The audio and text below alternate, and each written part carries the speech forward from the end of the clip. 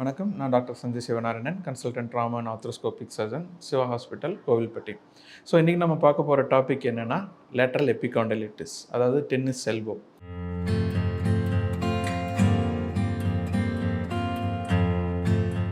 Most காமனாக hand டாமினண்ட்டாக ஹேண்டுனால் நம்ம கையினால் அதிகமாக வேலை பார்க்குறவங்களுக்கு உண்டான ஆக்குபேஷன் இருக்கிறவங்களுக்கு இது அதிகமாகவே இந்த டென்னிஸ் எல்போ அப்படின்றது வரும். மெயினாக வந்து பார்பராக இருக்கட்டும், நம்ம முடி வெட்டுறவங்களுக்காக இருக்கட்டும், ஃபிஷர்மேன் படகு ஓட்டுறவங்களாக இருக்கட்டும், அதே மாதிரி கைக்கு டிரைவிங் ரொம்ப அதிகமாக யூஸ் பண்ணுறீங்க அவங்களுக்காக இருக்கட்டும், இவங்க எல்லாருக்குமே வந்துட்டு இந்த ஹேண்ட் வந்துட்டு, அதே மாதிரி கார்பெண்டராக இருக்கட்டும், இவங்க எல்லாருமே இந்த ஹேண்டை அதிகமாக நம்ம யூஸ் பண்ணுவாங்க. ஸோ யூஸ் பண்ணும்போது என்ன ஆகுதுன்னா, நம்ம கைக்கு இருக்கிற சத்து மீறி நம்ம அதிகமாக யூஸ் பண்ணும்போது அதனால் வரப்படும் வலி தான் அந்த டென்னிஸ் எல்போ. இது என்னென்னா இந்த எக்ஸ்டென்சார் மசில்ஸ்னு சொல்லுவோம். இந்த கையில் இந்த பக்கம் இருக்கும். ஸோ இந்த பக்கத்தில் உள்ள மசில்ஸ் எல்லாமே ஜாயின் ஆகிறது இந்த லேட்ரல் எபிகாண்டல் அப்படின்றத சொல்லுவோம் ஹியூமரஸில். ஸோ இந்த மசில்ஸ் எல்லாமே அங்கே தான் அட்டாச் ஆகுது. ஸோ அட்டாச் ஆகிற இடத்துல வந்து இன்ஃப்ளமேஷன் ஆகுது. அதனால் கொஞ்சம் நீரும் சேரும். ஸோ என்ன ஆகுது, நம்ம நார்மலாக ஒரு தலை சீவுறதா இருக்கட்டும், ஷர்ட் பட்டன் போடுறதா இருக்கட்டும், ஏதோ ஒரு சின்ன வெயிட்டு, ஏதாவது நார்மலாக ஒரு கார் எடுக்கிற ஸ்டார்ட் பண்ணுறதா இருக்கட்டும், எது பண்ணாலுமே சின்ன விஷயம் பண்ணாலுமே அந்த இடத்துல உங்களுக்கு அந்த பெயின் இருக்கும். ஸோ இது எப்படி நம்ம மேனேஜ் பண்ணலாம் அப்படின்னா, ஃபஸ்ட்டு நம்ம ஸ்டார்டிங் ஸ்டேஜ்லேயே இருக்கும்போது நம்ம கொஞ்சம் ஐஸ் பேக்ஸ் வைக்கலாம். ஐஸ் பேக்ஸ் வச்சுட்டு நார்மல் மைல்டர் அனல்ஜெசிக்ஸ் எதுனாலும் நம்ம ஸ்டார்ட் பண்ணி ஒரு 5 days நம்ம வெயிட் பண்ணலாம். ஸோ நம்மளோட ஒர்க்குமே கொஞ்சம் குறைச்சிக்கணும். எவ்வளோக்கெவ்வளோ நம்ம ரெஸ்ட்டு கொடுக்குறோம், ஐஸ் பேக்ஸ் வைக்கிறோமோ அவ்வளோக்கெவ்வளோ சீக்கிரமாக அந்த இன்ஃப்ளமேஷன் குறையும். நம்மளுக்குமே நம்ம அந்த பெயின் ரிடக்ஷன் எல்லாமே கம்மியாக இருக்கும். ஸோ ஒன்ஸ் கம்மியானதுக்கப்புறமா நம்மளோட ஹேண்ட் அந்த ஃபோர் ஆர்ம்க்கு உண்டான ஸ்ட்ரென்தனிங் எக்ஸசைஸ் கொஞ்சம் பண்ணணும். நம்ம கையில் அவ்வளோ சத்து இல்லை அப்படின்றதுனால தான் நம்மளுக்கு அந்த பிரச்சனைகள் வருது.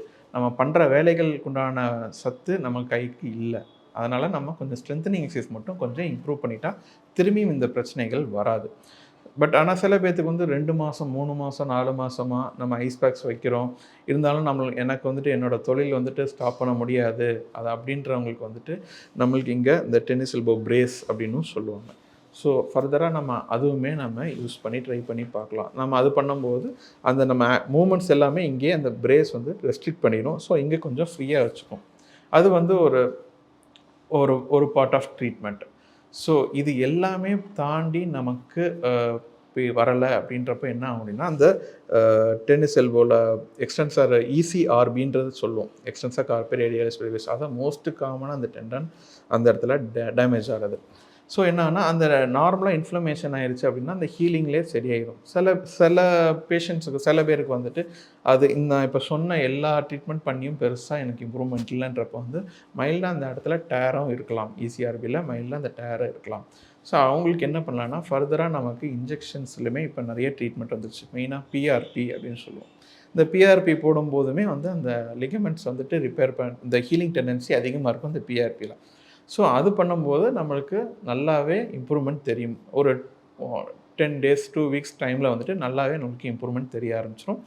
ஃபர்தராக நம்மளுக்கு நல்லா ரெடியானதுக்கப்புறமா நம்ம ஸ்ட்ரென்தனிங் எக்ஸசைஸ் ஃபர்தராக பண்ணணும். இல்லைன்னா திரும்பியும் ரிப்பீட் ஆகிறதுக்கு சான்சஸ் அதிகமாக இருக்குது.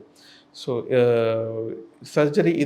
சர்ஜரி தான் பண்ணணுமானா இதுக்கு சர்ஜரி அவசியம் இல்லை. லாஸ்ட் ஸ்டேஜ் இது எல்லாமே தாண்டி முடியலன்றப்ப தான் நம்ம சர்ஜிக்கலாக பண்ணலாமா, இல்லைன்னா ஆர்த்ரோஸ்கோபி மூலியமாகவும் இதுக்கு பண்ணலாம். அதெல்லாம் லேட்டர் ஸ்டேஜஸில் அதெல்லாமே இருக்குது. ஸோ நம்ம இனிஷியலாகவே நம்ம இதெல்லாம் மேனேஜ் பண்ணும்போது ஈஸியாக இருக்கும். ஸோ இந்த டென்னிஸ் எல்போன்றது வந்து நார்மலாக அர்பன் சிட்டிஸில் இருக்கிறவங்களுக்கு ரொம்ப அதிகமாக வர்றதை விட இப்போ ரூரலாக இருக்கிறவங்களுக்கு இதை பற்றி அதிகமாக தெரியாதவங்களுக்கு தான் இது ரொம்ப அதிகமாக வரும். ஸோ நம்ம இனிஷியல் ஸ்டேஜஸில் அதை கண்டுக்காமல் இருப்பாங்க. ஸோ லேட்டர் ஸ்டேஜஸில் கடைசி டைமில் வரும்போது பெயினும் அதிகமாக இருக்கும். ட்ரீட்மெண்ட்டுமே வந்துட்டு கொஞ்சம் நாள் எடுக்கும். ஸோ இது நம்ம எவ்வளோக்கு எவ்வளோ சீக்கிரமாக தெரிஞ்சுக்கிறோமோ அவ்வளோக்கு எவ்வளோ சீக்கிரமாக நம்ம ட்ரீட் பண்ணிக்கலாம். தேங்க்யூ.